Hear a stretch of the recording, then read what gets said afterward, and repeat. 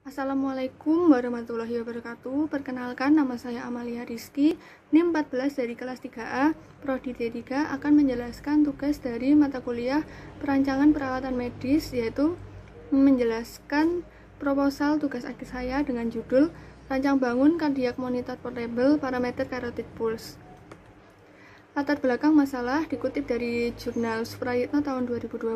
Saat ini di Indonesia penyakit jantung menempati urutan pertama sebagai penyebab kematian. Salah satu metode untuk mendeteksi awal dari gejala penyakit jantung yang terkait dengan ketidaknormalan katup-katup jantung dapat dilakukan dengan teknik auskultasi. Lalu dikutip pada jurnal Suprayitno tahun 2015, pada kenyataannya aktivitas kelistrikan dan mekanik jantung juga melibatkan proses terjadinya tekanan darah dalam mengalirkan darah melalui katup-katup jantung menuju ruang-ruang jantung dan paru-paru. Tekanan darah di sini diwakili oleh carotid pulse. Carotid pulse merupakan perekaman sinyal tekanan carotid arteri. Perekamannya dilakukan dengan sadapan pada leher dan merupakan alternatif dalam melihat sinyal tekanan darah. Denyut nadi karotid ini juga berguna bagi PCG atau monokardiograf dan dapat membantu dalam mengidentifikasi suara jantung kedua, S2, dan komponennya. Carotid pulse memberikan informasi mengenai indikasi variasi sinyal tekanan darah di arteri dan volume tiap heartbeat. Lalu kronologi telah dibuat oleh Agnia Nerlika pada tahun 2012, yaitu elektrokardiograf ECG berbasis personal komputer. Lalu pada tahun 2016 oleh Rohadatul, Aisy, dan Nurul dibuat alat cardiac monitor berbasis personal komputer, parameter PCG dan ECG. Lalu pada tahun 2018 oleh Roshida dan Trisa dibuat alat rancang bangun cardiac monitor, parameter ECG, PCG, dan carotid pulse. Sehingga pada tahun ini saya berencana untuk membuat tugas akhir dengan judul Rancang Bangun Cardiac Monitor, Parameter ECG, PCG, dan Carotid Pulse dengan portable. Untuk batasan masalah, yaitu pengambilan sinyal carotid pulse dilakukan dengan kondisi pasien yang tenang agar tidak menimbulkan noise. Lalu yang kedua, menggunakan sensor piezoelektrik sebagai sensor untuk mendeteksi arteri karotid. Lalu tampilan grafik sinyal carotid pulse ditampilkan secara real time. Lalu tampilan menggunakan personal komputer. Pengiriman data ke personal komputer menggunakan kabel USB, lalu menggunakan microcontroller Arduino, dan menggunakan DLP7 sebagai software monitoring carotid pulse. Carotid pulse merupakan perekaman sinyal tekanan arteri karotid. Perekamannya dekat dengan permukaan tubuh pada leher dan merupakan salah satu alternatif dalam mengukur tekanan darah dari ruang-ruang jantung, yang jika tekanan darah diukur secara langsung jelas tidak memungkinkan karena bersifat invasif atau melukai tubuh dan terlalu berbahaya. Sinyal carotid pulse ini menghasilkan variasi tekanan darah arteri dan volume denyut jantung.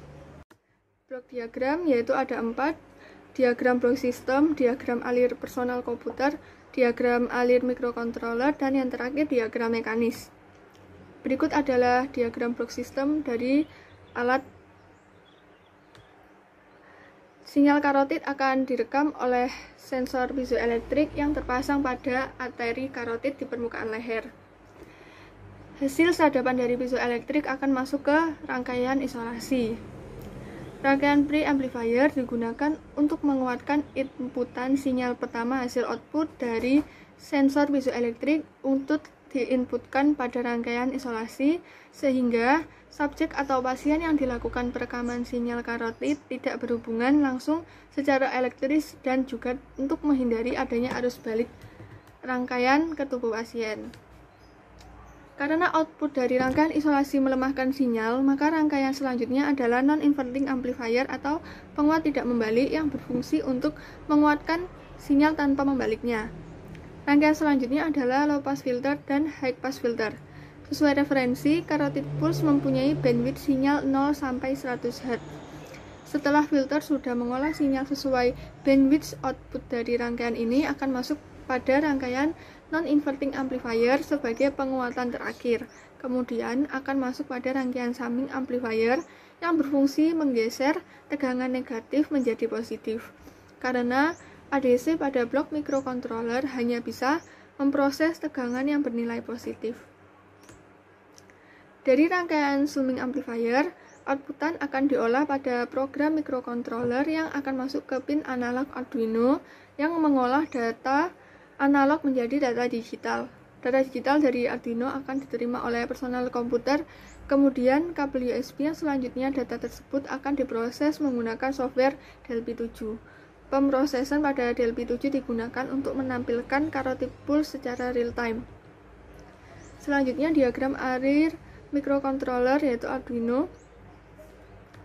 Ketika alat diaktifkan, akan memulai inisiali data ADC dari piezoelektrik yang digunakan untuk mendeteksi carotid pulse. Setelah inisialisasi selesai, maka program akan membaca data ADC carotid pulse yang akan diolah ke microcontroller. Pada microcontroller terjadi proses konversi sinyal dari analog dari pembacaan data ADC carotid pulse ke data digital agar dapat diolah.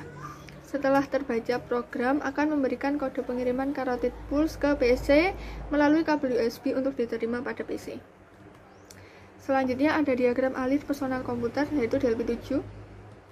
Ketika microcontroller melakukan pengiriman data, maka akan memerintah program pada personal komputer untuk melakukan inisialisasi awal.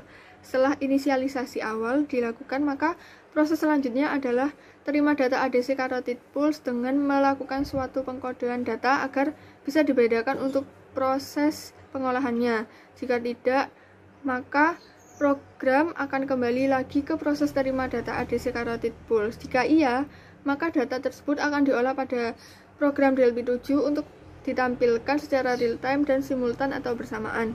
Pada tampilan grafik, program akan mulai menampilkan carotid pulse yang sudah terdeteksi sebelumnya oleh sensor piezoelektrik.